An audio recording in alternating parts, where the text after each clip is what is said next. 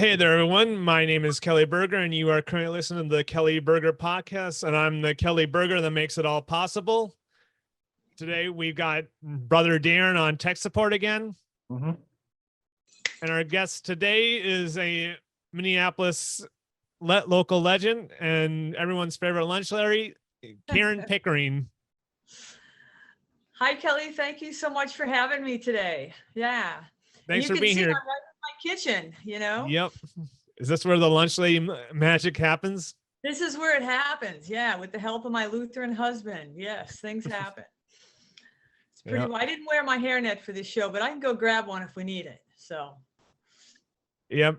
Karen, how long have you been in Minneapolis? So, I actually first moved to Minnesota in don't faint, but 1974, and I was a sophomore in high school, oldest of 4 kids, and I left from Boston, and then my dad transferred here, and then I kept leaving and going to Boston and other places to live, and but then I got stuck here because I married a native Minnesotan. Yep, so, the famously nicknamed Lutheran.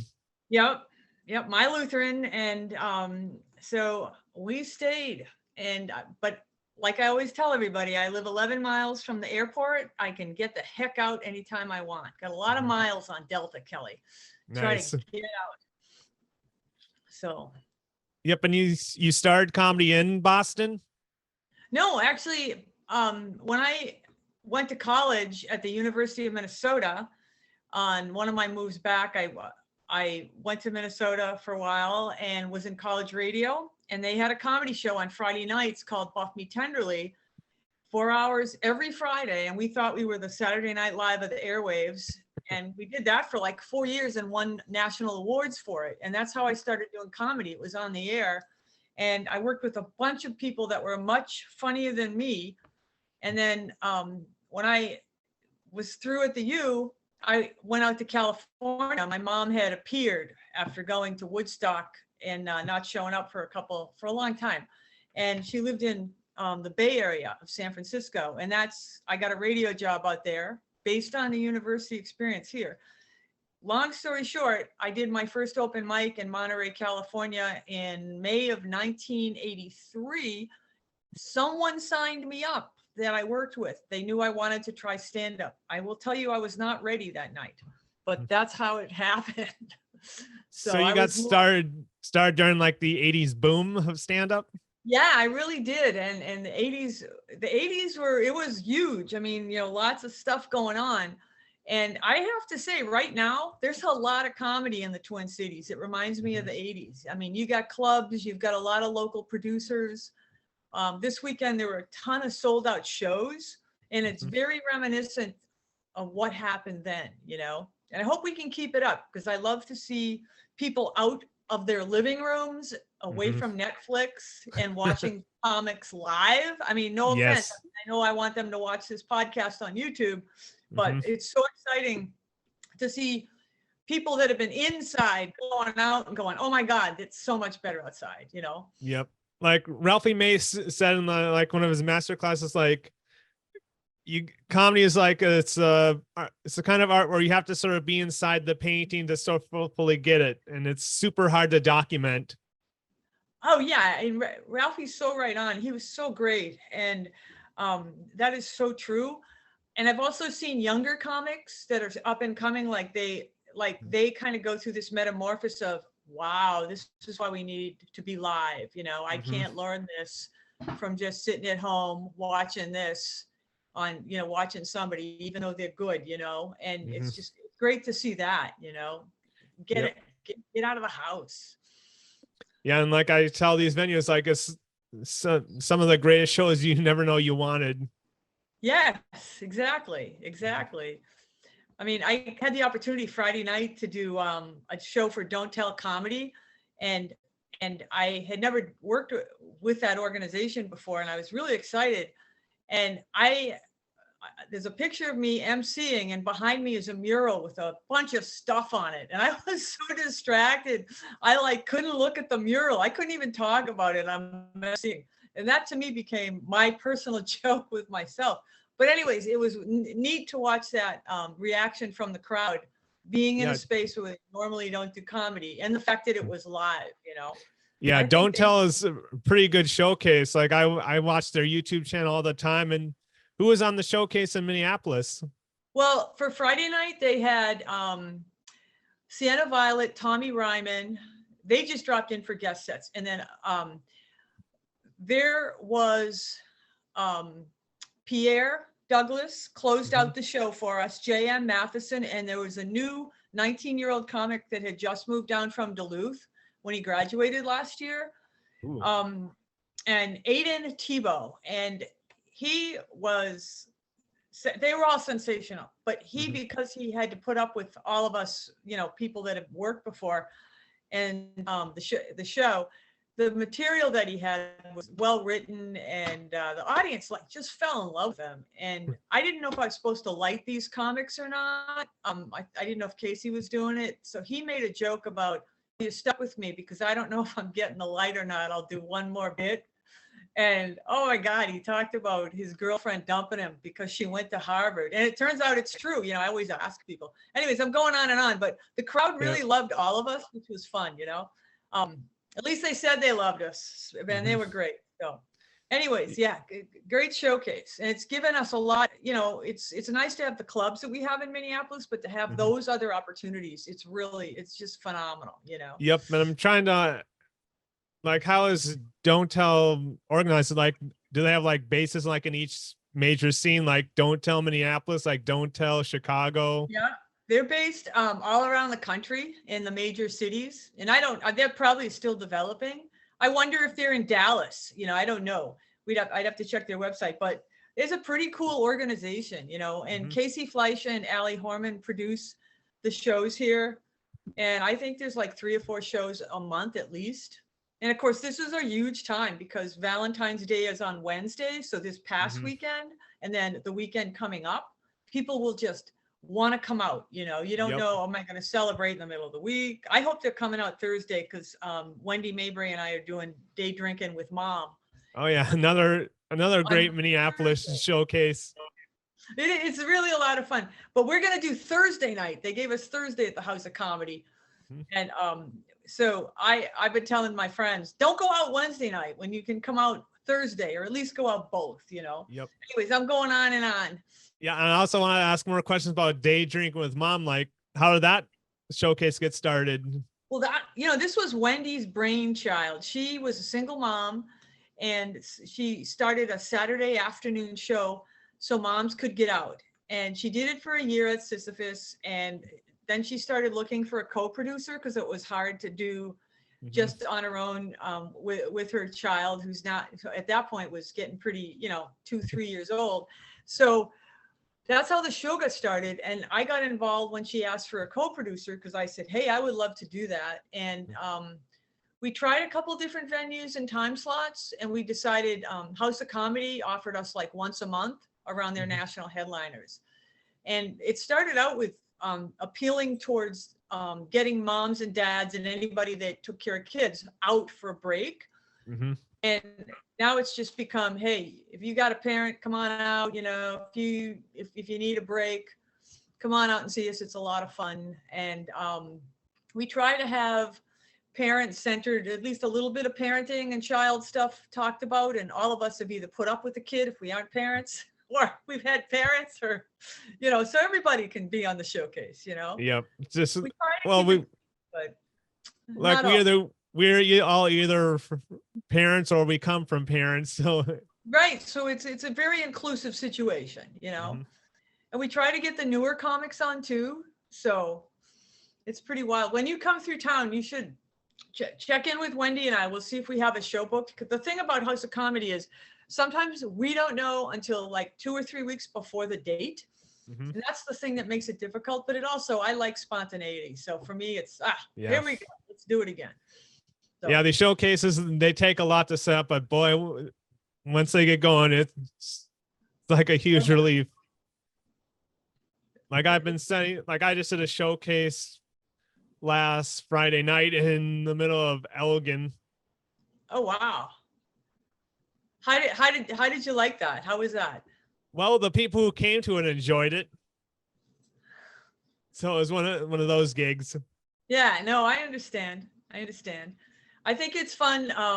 Sometimes you take a gig in a place that has never been exposed to comedy, and believe it or not, I mean, I think there's still that going on. I mean, and there's also when you go to a smaller place, you don't know how many crowds of people they've been around. I mean, where COVID is really moved on to the just a germ phase, but a lot of people haven't had that experience, you know, of just getting around people.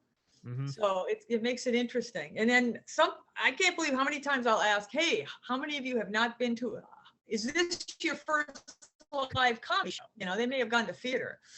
So that's even more fun, you know? Yep. It's like one of the experiences that AI can't steal from us yet. Yes. That's a good point. I like that.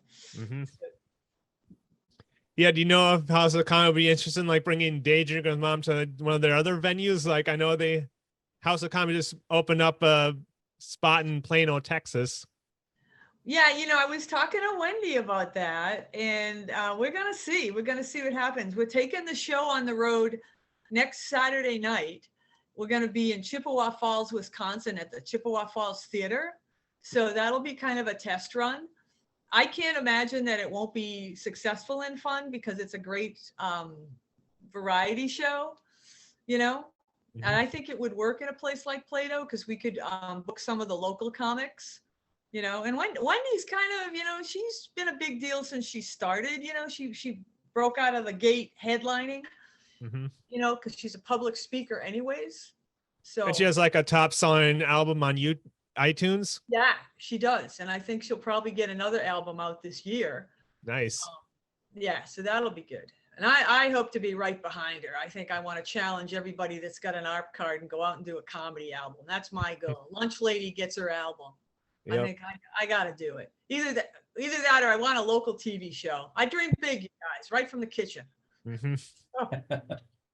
And today with the internet technology, like it's a lot of things are possible. Like people are making their own albums, doing their own stuff. Like even right here, we doing this podcast is just like a shoestring of just like a Zoom connection and a microphone that I picked up from a place I was moving around.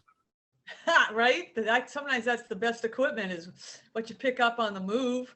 Mm-hmm. Or like roommate says, hey, I don't want this anymore. I think it's broke. And then you pick it up and you fix it. That's how my daughter got like a turntable, which, you know, my husband was in the audio stuff business for so long. And we have a house full of it and we had parts for it. So it was, it's the best way. Yep. I like vintage clothing. No, that's a whole stretch. But anyways, I go crazy with that stuff. Yep. Yeah. Yep. When you're on stage, you famously talk about your lunch lady experience. I do. I think it's an important part of every person's life, whether they're public school or private school. I feel, you know, to me, I always say to the audience, I thought my kids wanted me to take a part-time job, leave the corporate sector, and get a job where I hung out around them. First of all, they didn't want me at their school. I was a little hurt, but I understood. And once I started as a substitute lunch lady around my other things that I was doing for big money, I was like, oh my God, this is so much fun. And these kids are great. And I was back in comedy too. And I was like, oh, I just got to be around these kids. So that's why I took it and stayed. But I had a pact with my kids, a contract that I would never work their school on a full-time basis. I could sub as long as I didn't embarrass them. Yeah, and that's too bad. You could have given them like extra food. Well, I did I would send them tips via text going, hey, I just heard that Eastview High School's got a surplus of chicken dunkers, which was an item that we had introduced. Instead of Italian dunkers, we were trying chicken dunkers because for a while, you know, people were concerned about the fat in meatballs. So we had to figure out different things, you know. But the lunch lady job, I think I'll always have it in my joke file because it's just so relatable. We all had lunch ladies and lunch lady men, and the relationship with the kids, man, they don't get too much one-on-one time with people. They don't get a break, you know. Lunch is their break or snack or breakfast. And I just, and I can remember talking about the 45-minute recess. And I realized that none of you guys remember that. We had like 45 minutes, 15 before school. You got dropped off and you had 15 minutes outside. And then you had at least a half hour later.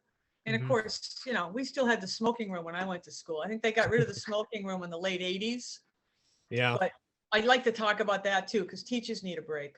Yeah, I'm trying to remember my my elementary school experience. Like they had a big thing of like saying like, oh, we got to switch up. We have to have lunch after recess because. Yeah. And that is weird because you want to run around.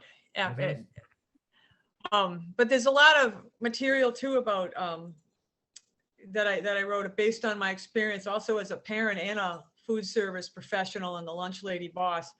Is everybody has an opinion on when somebody gets hurt at the school and how they handle it if it's an outside deal. There's so much comedy in that.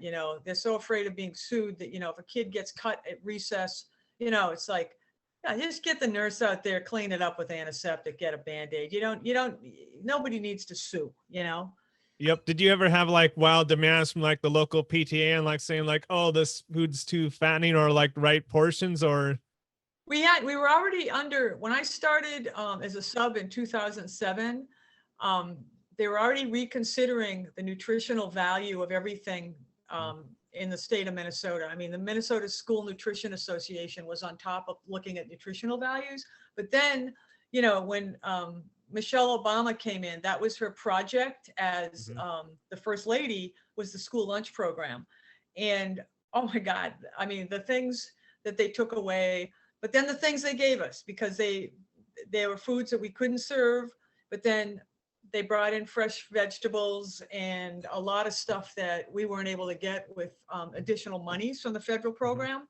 So that was a really cool deal. But on the other hand, we needed time to go from a bunch of food that we ordered all the time, menu items, to taking down, working the nutritional values, because that's a lot of work. What was some of the fun food that went away that the kids missed? Well, okay, when I first started as a full-time lunch lady in 2008, because I volunteered in 2007, in 2008, immediately they took away the curly fries, the Italian dunkers, and the cheese pizza in the square, because it had too much salt.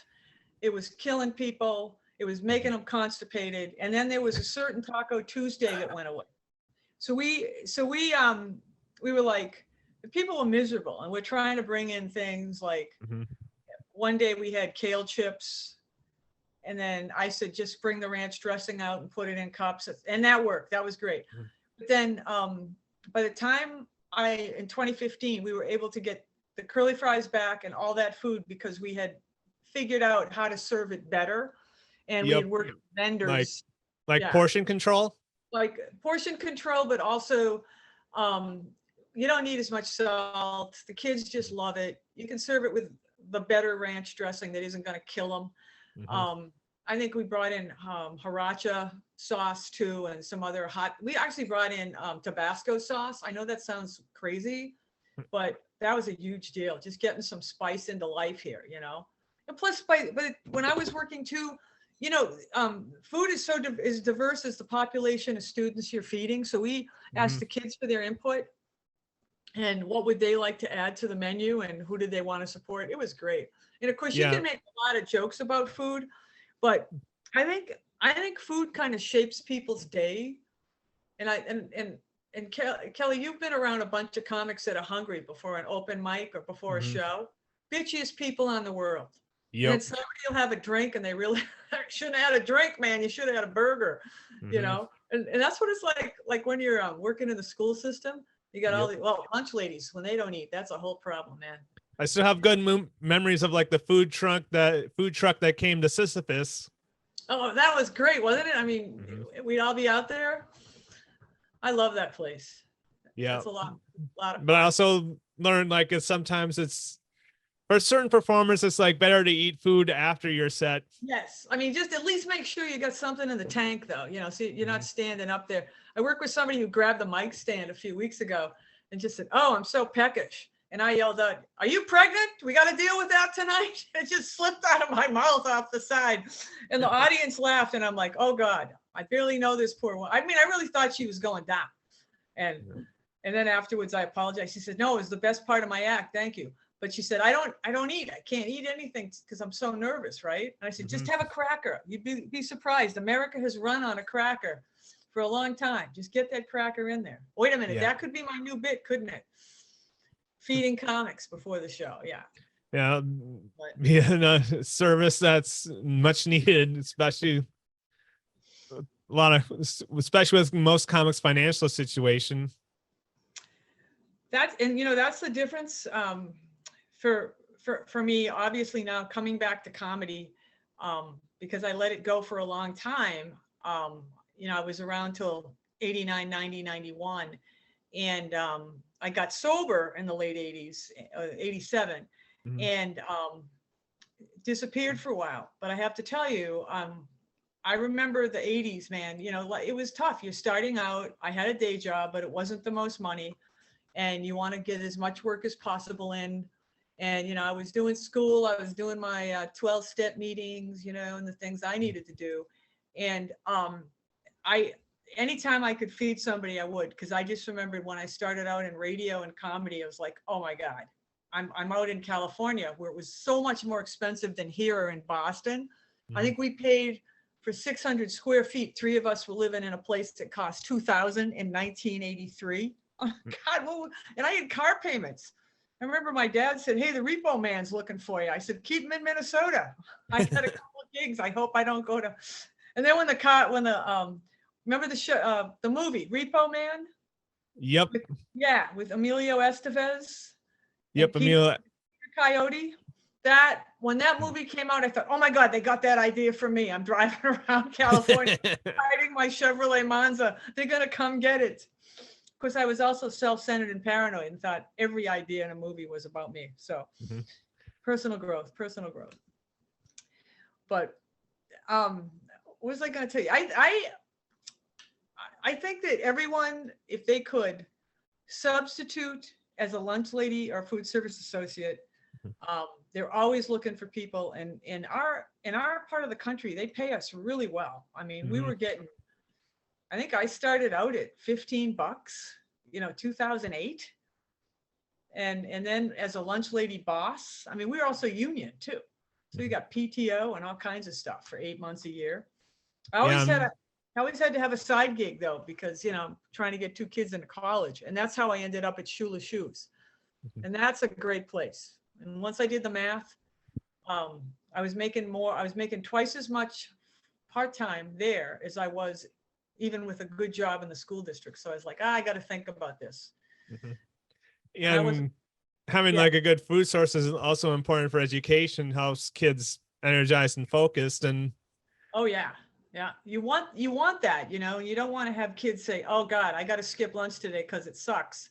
And I think DoorDash still comes to the grass at the high school, comes right up to the edge of the property. I'm not sure, but oh, now you're competing with DoorDash these days? Or that's according, I think DoorDash, and if kids are getting out of school at like 1:30 or 2 o'clock, like at a high school setting, sometimes 2:30, they might even skip it, but it's so important to eat, And I just talked to, my daughter is 25, and they were telling me today, hey, I don't eat breakfast and I'm just bitchy by 1 o'clock. I'm like, okay. Now, like you were like wicked smart. What's wrong here? Well, how do you want to change that mood? You don't need a drug. And I always throw the word drug out and she gets mad at me. But we just have that fun mother-daughter relationship. And I said, go ahead, just try breakfast. Have pizza for breakfast. Breakfast doesn't have, that was the other thing because I was in charge of the program the last 4 years and a manager. And breakfast doesn't have to be like an egg or cereal. You can make it whatever you want. And I don't know. And I think I learned that in college, because you're partying, you're sleeping, you got like half a pizza in the fridge, and you and your roommates will just go, you're on your way to class, you grab the pizza and run out the door. I don't have time to fix the oatmeal. Who cares? It's food. I Yep. can have oatmeal for breakfast. I mean, dinner later, Yep. Were you part of any programs to help like any underprivileged kids get a decent meal?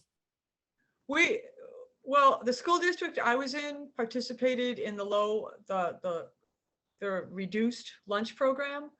And that's a very confidential program. And as a food service manager, was very involved in it. And in school district 196, they participate in a lot of service. The Minnesota School Nutrition, the MSNA, which is part of the federal National School Nutrition program, does a lot of service work. Okay.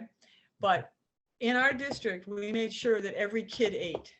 And whether it was on that program or whether at every school, many of the teachers, and us included at Egan High School and Dakota Hills Middle, we had an angel program. So if there were kids that fell through the cracks, didn't quite qualify for the free and reduced, because there's a cutoff on that, we made sure that we could put them in this other program that we kind of secretly had. And it was awesome.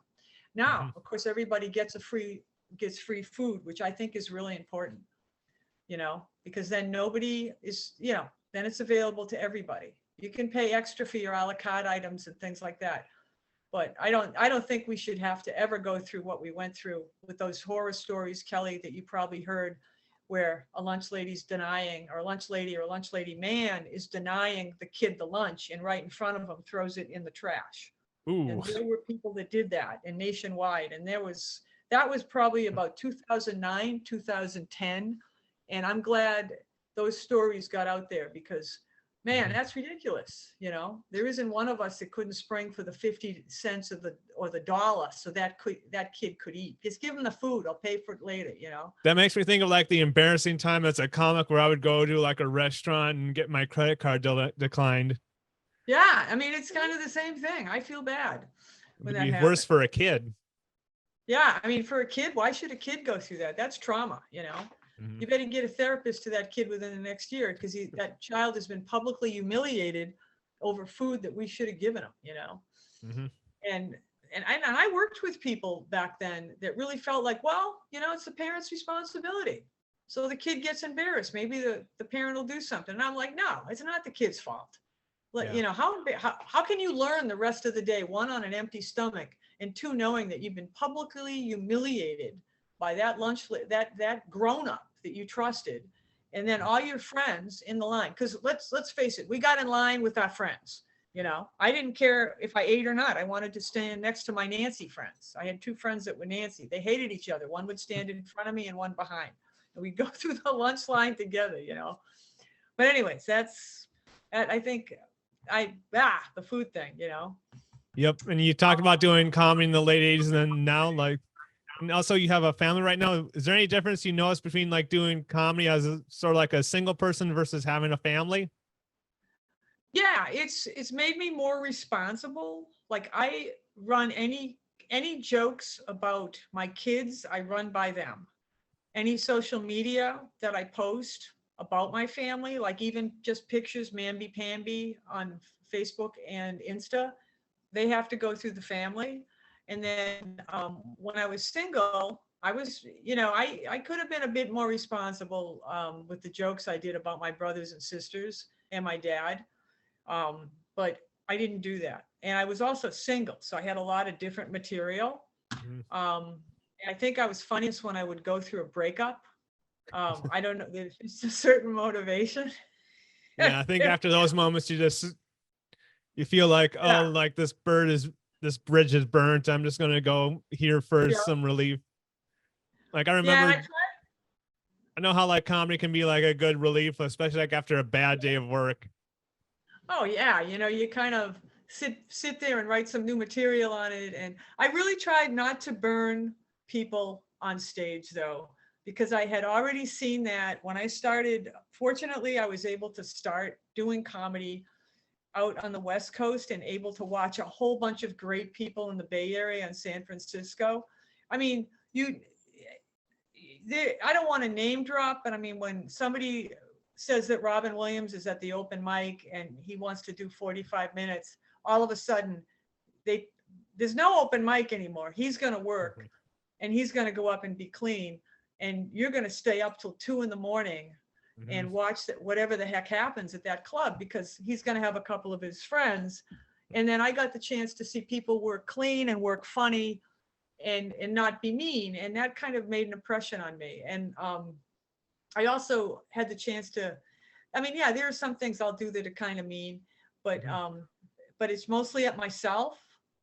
And because it just comes back to haunt you, you know. I had a guy come in one night and said, "Was that joke about me, Karen?" And I go, "Yeah, because you wouldn't go out with me." And as it turns out, this guy and I are now friends. He had asked me out for 3 weeks. He asked me out, and I finally said yes. And it was like the end of the 4th week of knowing this guy. And he comes up to me an hour before the date. He knocks on my door and says, "I can't go out with you tonight because yesterday I met the woman I'm gonna marry." And he is still married to that woman. His name is Marty Essen. He's a great author. And he contacted me a few years ago because he was doing an autobiography and he wanted to talk about what happened to he and I. And I said, yeah. I said, "You met the woman you were gonna marry that Wednesday. And then the following week, I met my Lutheran." And I said, "This is too funny." Now, we didn't get married right away because I had a few things to work on, like getting rid of the Jack Daniels and stuff. But I was so glad. I mean, I went out and I ripped him that Thursday night at a mic. And then I never did that joke again. Oh, it was horrible. The nerve that someone would dump me. You know, I mean, after I finally had I was very egotistical. I think when we're younger, we get the big ego. And it's nice to have the ego deflated. Your material's a little better. Well, I think I see like a parallel between like dating and comedy. Like when we first get into it, we think like, oh, we're just going to be it's going to be like natural for us, like to snap right that. But then once you start doing dating and comedy, you're like, oh, I got a lot of work I have to do on myself. It's the truth. It's like, and it kind of helps you comedy because you're like, okay, for me, I was not the easiest person to be with. Like, because my idea of spending time with you, if it was my turn to cook, is I would ditch my Lutheran if I had a gig, or if somebody called me and said, "Hey, let's go write," and then we're going to go do the open mic. I would ditch him, and obviously I had a lot of work to do, and I would just leave a note and I go, "Hey, hon, the lettuce is in the fridge. Love you." Okay. No, that is so self-centered. Did they really need me at the restaurant writing jokes before an open mic? No. And that's what I learned about, we all want to be comics and we're kind of addicted to this comedy stream and going out. But it's like, okay, what other parts of life do we want to have? What's in front of us? What are we giving up something that really would help us, And I got I was so grateful for the opportunity to watch so many great people in the Bay Area. I mean, there's a guy by the name of Brian Copeland. There was Steve Barkley. There's all these guys that were just Bay Area comics that went big. And to watch them as they became parents, as they were getting married, I mean, I was learning stuff. So when I came back here, yeah, I had some rough moments, Kelly, but not like some of the comics that I see now, struggling with that dating balance, And then there's that thing, should I date another comic? That's a conversation. Oh my God. That's no, like, don't do it. I did it. Yeah. No, especially with the personality I had then, you just didn't know. Yeah. It's just like having like two narcissists go at each other. And well, I was the narcissist for a while when I was using and drinking, and I wasn't, it didn't last long, but it really taught me a valuable lesson. And I have saved that relationship as far as friends and being professional. But yep. And also in his another comedy masterclass, Ari Shafir talked about like the drama of like comics dating. He said like, listen, if you're going to date another comic, realize like this is probably going to be a very short relationship, and learn to break up like an adult. Like when comics are dating, that's when things are harmless. But after the breakup, that's usually when things go haywire and people take sides, and yes, comics take personal shots. Like Like we've both seen like comic after comic date and like how often it would like end in disaster and like in a major court case. Yeah, and I saw a lot of that when I came into the scene in 2010, I think it was 2011 that I came back to comedy at the end of the year. And there was a lot of stuff going on, but 2012 and 2013, and being a grown-up and stuff, I really just created a listening for people that were hurt. But I said, look, I'm not going to judge. You know, if you got issues, go get professional help with it, you know, because that's, I mean, whether we're dating comics or not, that's still your life. That's still your feelings. That's your passion. And I've seen so many people get hurt because we don't have the maturity level sometimes, whether, you know, even in other fields. I will tell you, I had 2 people on my staff dating when I was the lunch lady boss. Oh my God, there's nothing worse than dating people at your job if you are not mature. You also have to deal with like the power balance and like, like is this person saying like, oh, I can offer you all this stuff if you date me, and then. Well, you know, there's that, but like I had just 2 people working together dating, and it was like, oh my God. One time I caught them in the fridge where they was on the big freezer. They were supposed to be on the cashier line because you got, you know, we have so many kids going through a line. And then you're dating and you know, you got the goo eyes and all that chemistry going on. We're trying to get work done. And I think about comics being booked on the same show and they're not mature enough to handle that. I'm like, okay, it's none of my business. Yeah, and then there's also the jealousy of like, oh, did I get this gig because I'm good or because I'm dating so and so? Right. And then other people get jealous, and also also when you have like extreme love for someone, it also can also go in the other direction. Like we've all been in love with someone, then we have that snap or like the big switch. The big switch. It goes off, and you're like, hey, okay. I don't even know why I'm here now. You know, I can remember saying that to somebody and I was so mean. And he said, well, I already decided that. I've been dating your friend. I was like, what? Okay. And I have to say, I did write some material that I still use about breaking up, about getting broken up with, long distance. But I mean, it's not funny.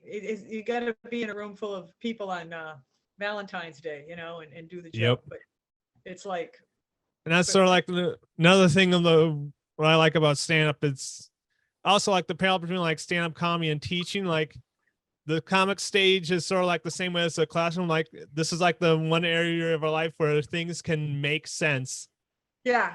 You can work it, you know. And I don't think there's anything wrong with writing some material and going, okay, I'm going to put some feeling into this, and this is really helping me, you know, therapy comedy, you know. If it's good stuff and the audience, you know, the audience has been through it. They know what it's like to be in a breakup. Heck, I've been married a long time and I don't forget that, you know. Somebody said, what's the toughest part, Karen, about being married? And I said, well, I said, I still get a little self-centered. I gotta really be careful, you know, and watch my schedule and make sure I over communicate. I said, and the other thing is, I think even Kelly, when you're dating and this is a person you like and you're in this relationship, I think I very few times are we ever at the same exact point emotionally. We have to be patient, right? While the other person learns what they need to learn and you learn. And I think that's why, like, a lot of times I would never get to that point when I was dating where I was like, I'm out of here. I don't have time to wait for this. This is never going to happen. And of course, that's totally self-centered. They don't have my experience in life, you know. Why the heck would they understand what I'm going through? So, and also when you have a good partner, sometimes the requirements of being a good partner is like calling out self-destructive behavior that you don't want to hear. Oh my God, that is so true. And I you know, so I've been in recovery for a long time, and I always share with my friends who are in recovery that we still can go backwards, even if we're not running out and grabbing a drink and go through that self-destructive behavior stuff, but normal people do that too. Okay. Yep. Normal people that aren't addicted. And that's, I think that's even harder to talk to them about it. I'm a manager where I work. I'm an assistant manager.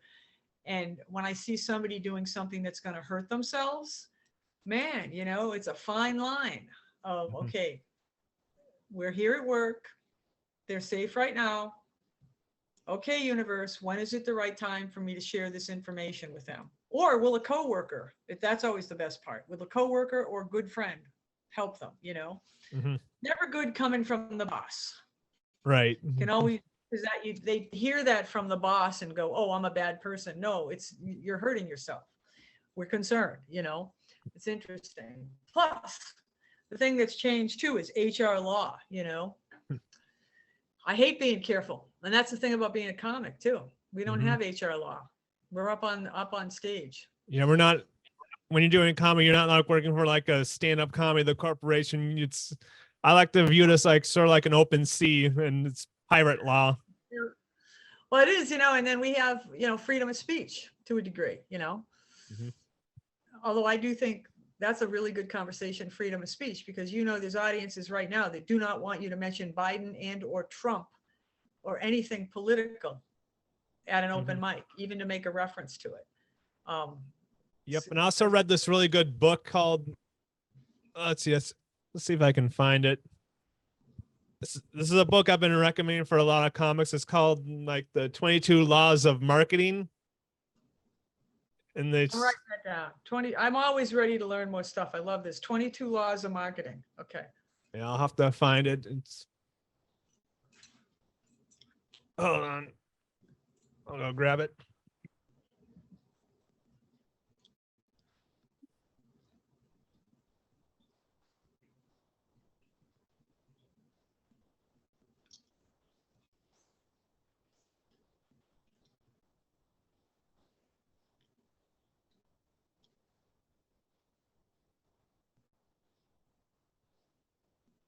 Yep, I got it right here.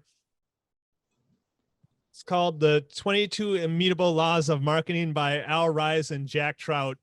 Oh, cool. Okay. It's basically just like laws of marketing. And I'm like, there's so much here that applies to stand-up.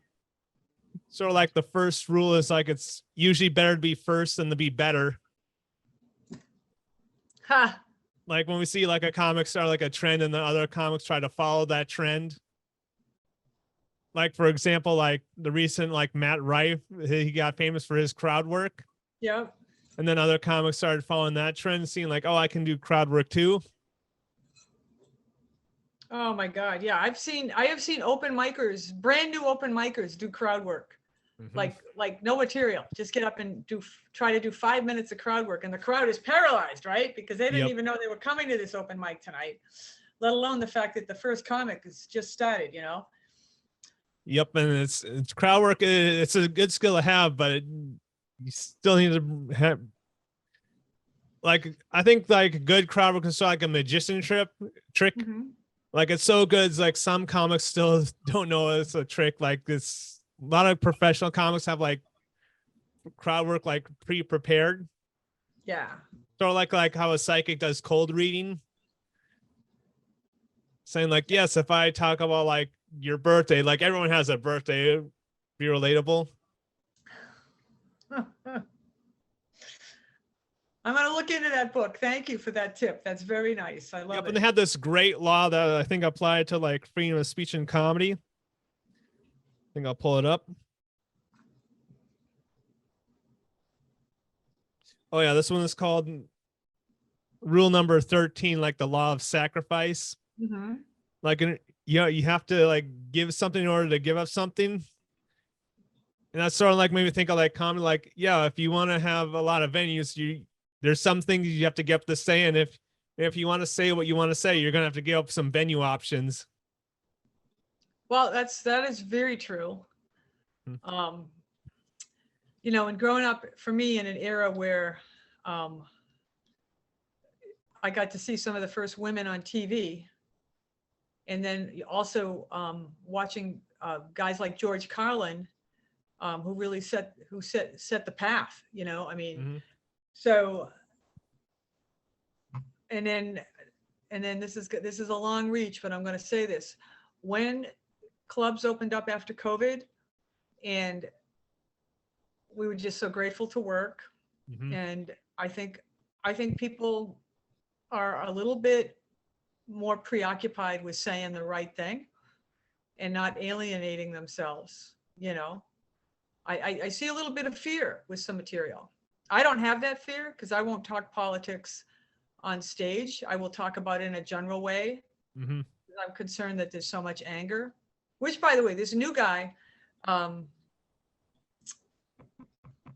that I talked about that worked with us at Don't Tell, he really handled that well. I don't know whether it was on purpose or scripted, or not scripted, but he talked about his concern for people being so angry, and that can go either way, but the crowd really was supportive. And maybe because of his age, it's really endearing to hear young people say, hey, they're concerned. Anyways, I've gone down another path, but like the piece of advice like I have heard when you're starting out with comedy, like lead with your values and not your politics, and people will assume you're on your side either way.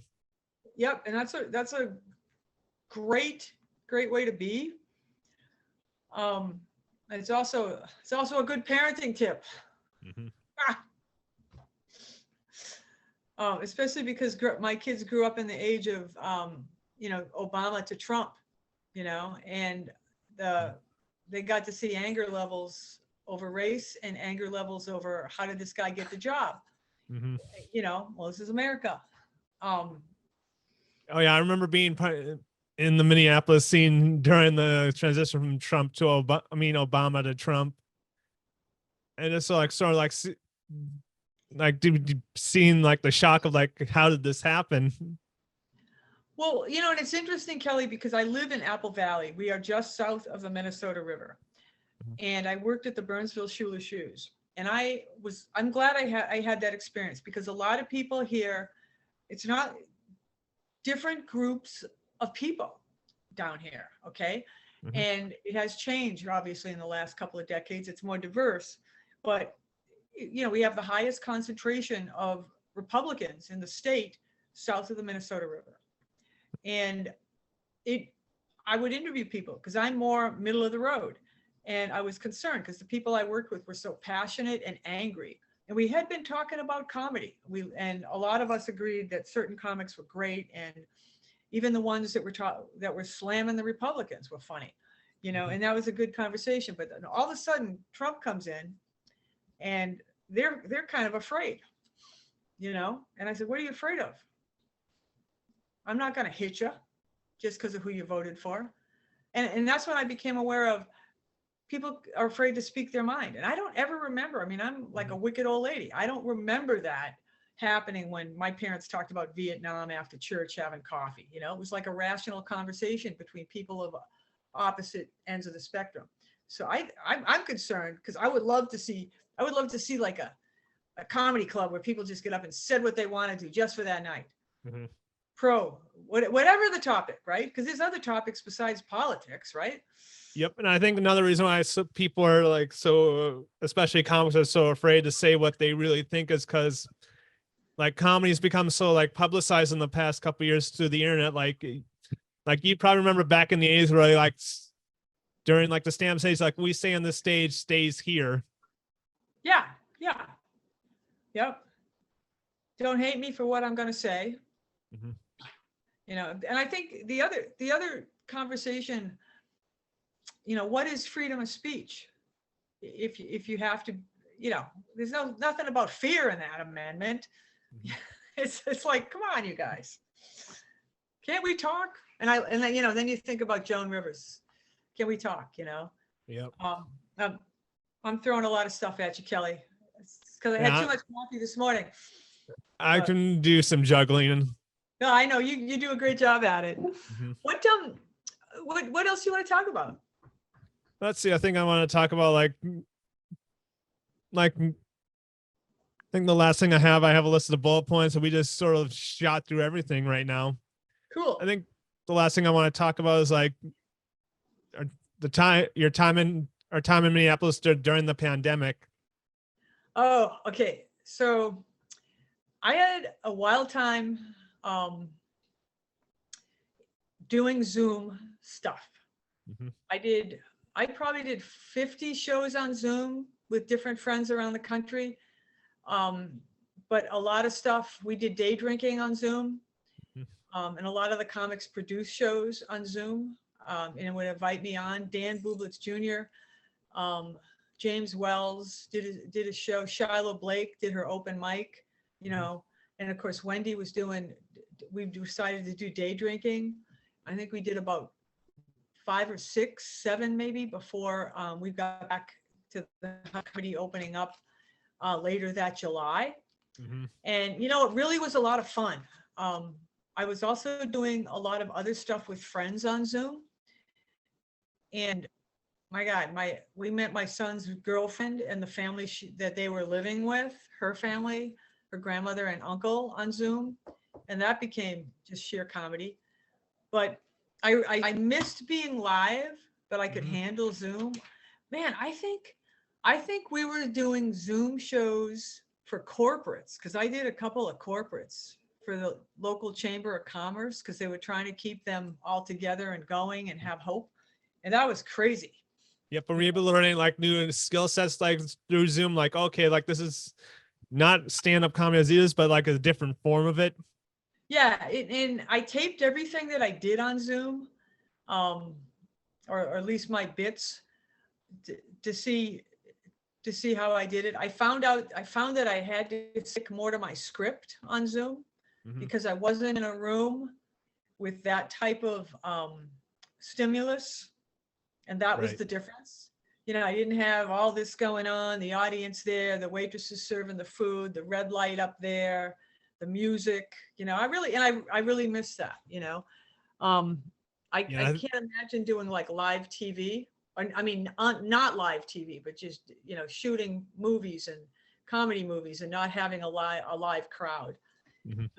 But Zoom kept my mind going and kept offering a little hope, Just get something to do during when everything was shut down, and also like taught like people like the new form of comedy format, like over the internet and person to person interviewing. Yep, I think like I kind of wish I started this podcast like during the pandemic, but I like a lot of comics, I just decide like, okay, this is just like meditation, reflecting time. Well, yeah, and there's also I think there was so much of that going on too, that, I mean, you got to be inspired when you want to do a podcast. I did a podcast with Colleen Cruz, Karen J. Larson, and Suzanne, who's a professor over at Metro State in St. Kate's. And that was in 2015, and it was called Neighbor Ladies. And you got to be inspired to do that. It's a lot of work. I mean, we did one show a week for 6 months, the 4 of us. But what I was going to say about Zoom was there were people that started the Zoom stuff like immediately, and like John Russell started it, and he had shows like he had just a lot of shows he was interviewing people every single day, and it was kind of refreshing. And so I would see other comics and friends like right on the show. And I went back to work first. Like as soon as the governor said, okay, these places can open, and Schuler Shoes was there, and I got to go right back to work right away. And that was weird. So now I was bringing that experience to my Zoom comedy. And then I think another thing that changed that was doing comedy the weeks after George Floyd. Yep. That was really different, and it was hard. Because frankly, I was not in a funny mood. Yep, we were all right next to the fire. Yeah, you got, there you are, you're right there. And our daughter was on, about to graduate on Zoom with Hamlin. And she also lived not far from Hamlin, which was right in the zone of the second wave on that Friday night. And it was going to happen again on the Saturday night. And we had to move her that Saturday. We also had a show scheduled to do on Zoom, and yeah, it's really hard to fake it, Mhm. really concerned for, that whole week. Yep. So we got to do some incredible stuff during that time. I think it builds character. I mean, the show must go on, right? Mhm. I Did think you you, can honor let's see, I people. don't, were you also involved in Shay Cares when Shay Webby Yes. put together that little charity where I think that's probably where most of the comics sort of reunited through that event. Yeah. You were up there, weren't you? Yep, But I did volunteered a couple of days and did a and spot. funny, yeah, that was wild. I was only up there one day, because of my age.